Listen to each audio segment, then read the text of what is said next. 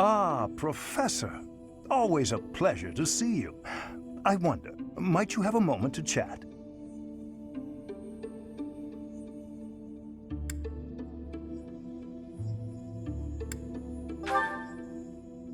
Come now, you have no need to be on guard.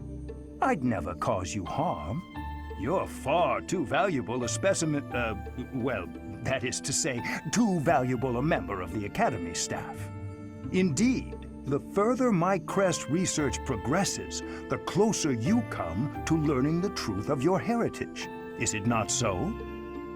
When I learned you bore the lost crest, the very crest of flames itself, I set about learning everything I could about your past. What was the origin of your bloodline? How have the events of your life been shaped by your lineage? I became somewhat obsessed, I must admit.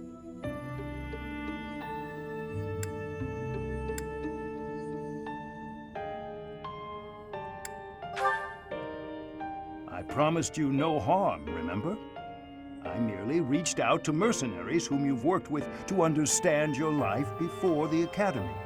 Of course, I also contacted Jeralt and his mercenary friends. Your father does keep rather interesting company. I'm excited to share with you what I learned, but I do ask that you correct me if I am mistaken on any account. The story begins with Jeralt serving as captain of the Knights of Seros. There was a woman at the monastery with whom Jeralt was quite close. At first, it seemed obvious this mystery woman was your mother. Alas, that cannot be the case. The timing is all wrong. As it was told to me, the woman in question passed away shortly before Jeralt left the monastery. Yet your birth occurred sometime later, while Jeralt was taking work as a mercenary. This, of course, presumes your age is accurately reported. If you were born sooner, well, the story would be quite different, would it not?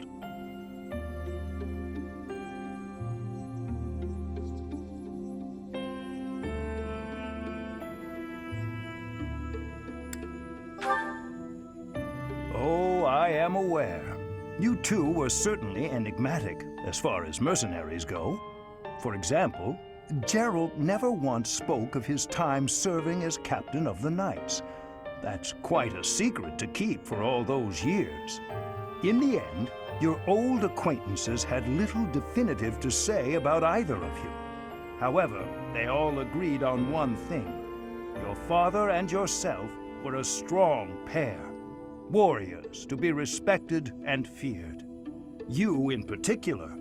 In fact, many came to know you as the Ashen demon. They say you would destroy your enemies without a hint of emotion on your face. The mercenaries I spoke to revered you as a living legend of sorts.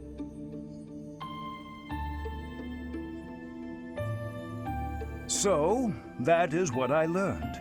And I admit, it is barely more than I knew before.